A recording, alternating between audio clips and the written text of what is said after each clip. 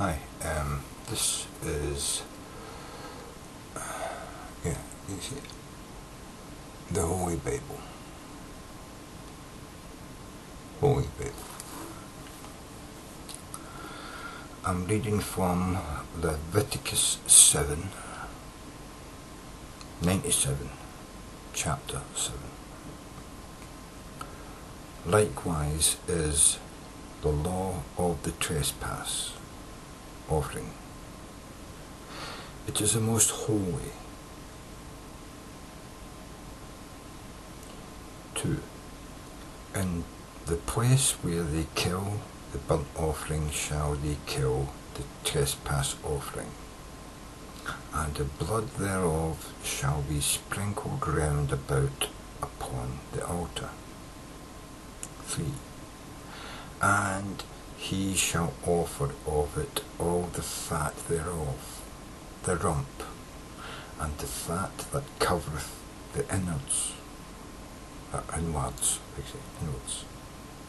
4. And 2 kidneys, and the fat that is on them, which is by the flanks, and the caul that is above the liver, with the kidneys, it shall be taken away. 5. And the priest shall burn them upon the altar for an offering made by fire unto the Lord. It is the trespass offering. 6. Every male, well, why should they specifically say male? Are there some females in the church at the time? Every male among the priests. Yeah, it sounds like every male among the priests. Right, so the females among the priests don't get anything. Every male among the priests shall eat thereof, so the females go hungry. Yeah. It shall be eaten in the holy place. It is most holy. 7. As the sin offering is, so is trespass offering. There is one law for them.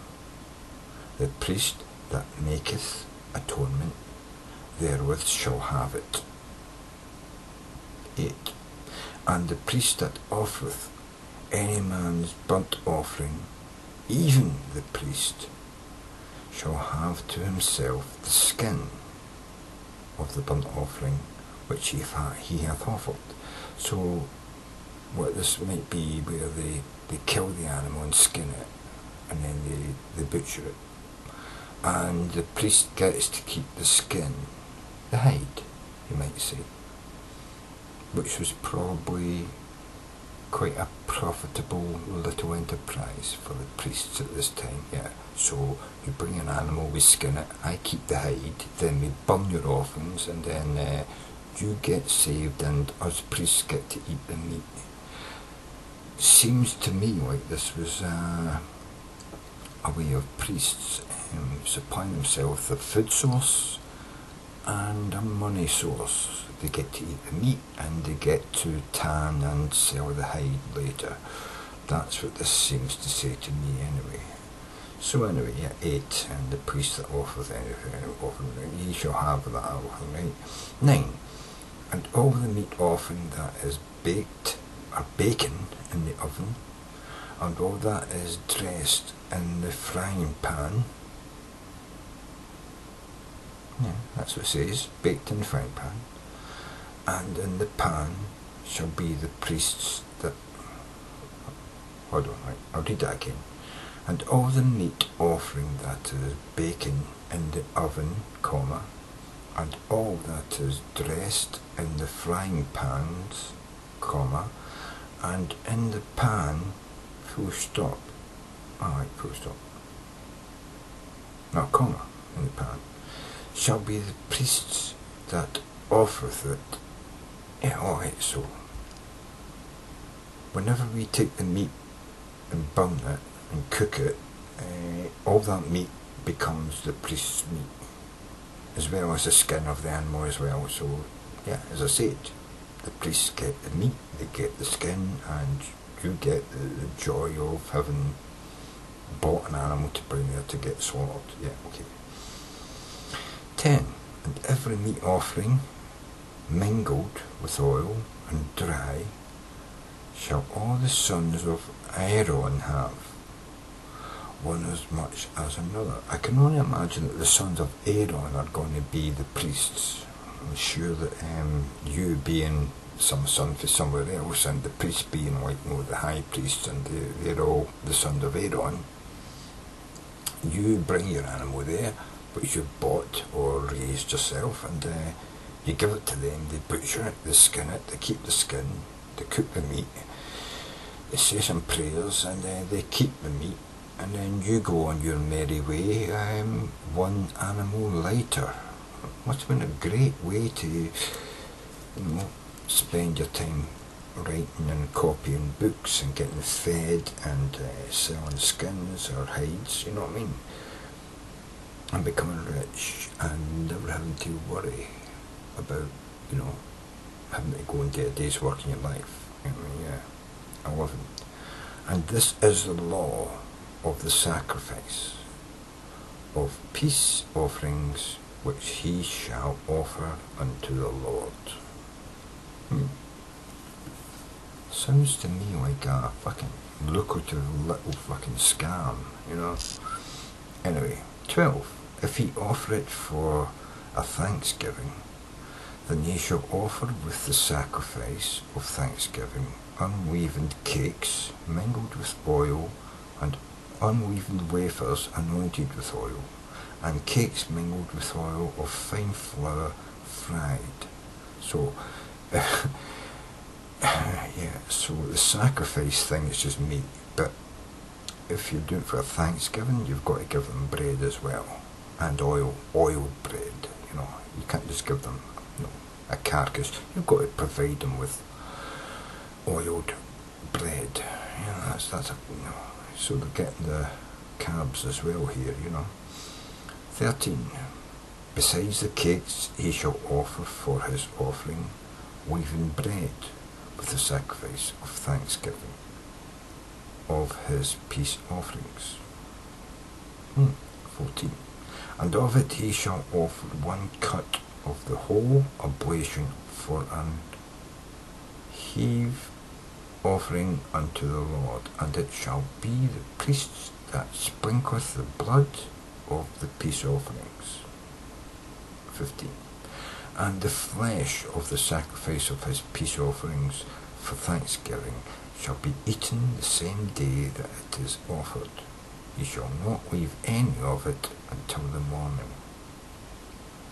Suppose the priests take everything off your plate you can't eat, and they keep it and store it for themselves. They're going to salt it and keep it, I'm fucking sure. Anyway.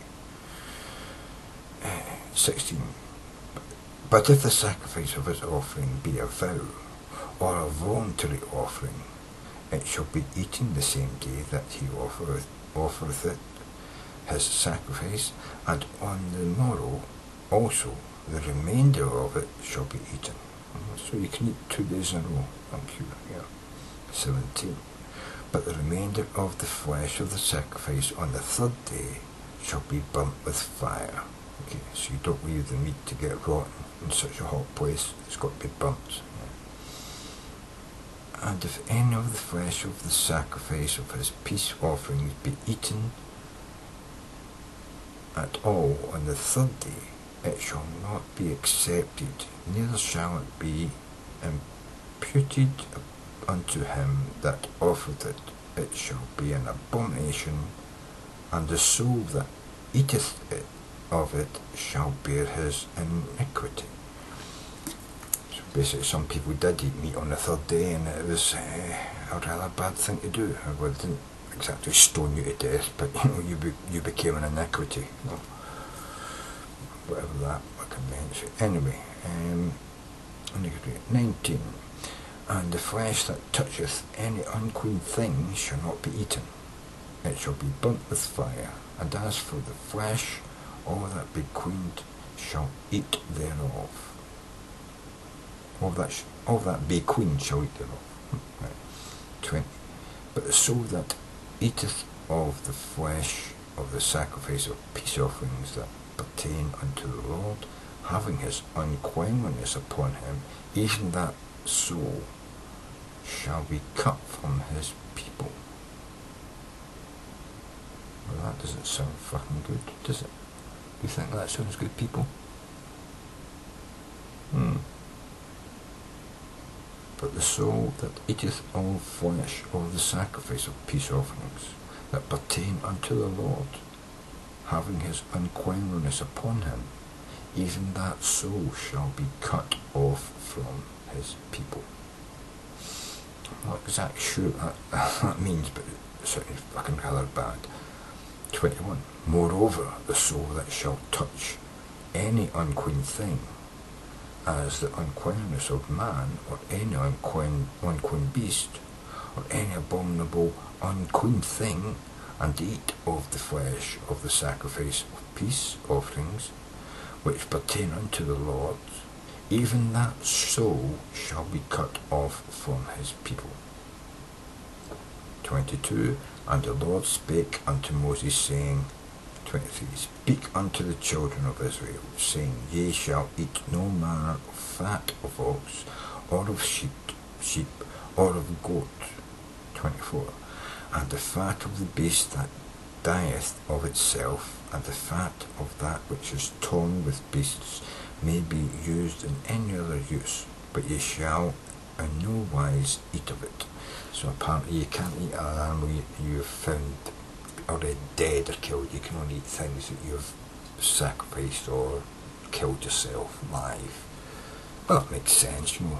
No eating roadkill is what they're saying here, you know what I mean? So all you roadkill eaters out there, watch out, your souls are damned. Right, 25. For whosoever eateth the fat of the beast, which man offer, an offering made by fire unto the Lord, even the soul that eateth it shall be cut off from his people.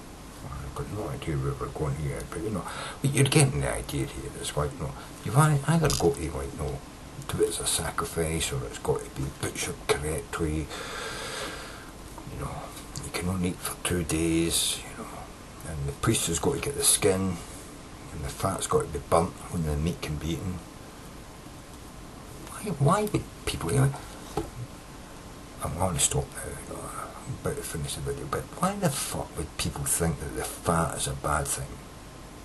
I've always thought that lamb, the best lamb in the world, is the fattiest lamb. I love that. I love crispy fucking skin on my lamb. I love that juicy fucking runny grease down my fucking chin when I'm eating a big gigantic fatty bit of lamb. You know, that's where the flavour is. Beef, fucking hell, beef. If you don't eat the fat with the beef, it's shit. That's where the flavour is, you know what I mean? And goat, I suppose, it's the same thing, you know. But apparently the priests think differently. They want all the fat to burn for all. And do you know they burn that fat? Do you know they burnt that fat, or do you think maybe they were just burning some of the fat and then sneaking all that fat into your sack and taking it away and using that to render down and cook all their vegetables and shit in, and you know,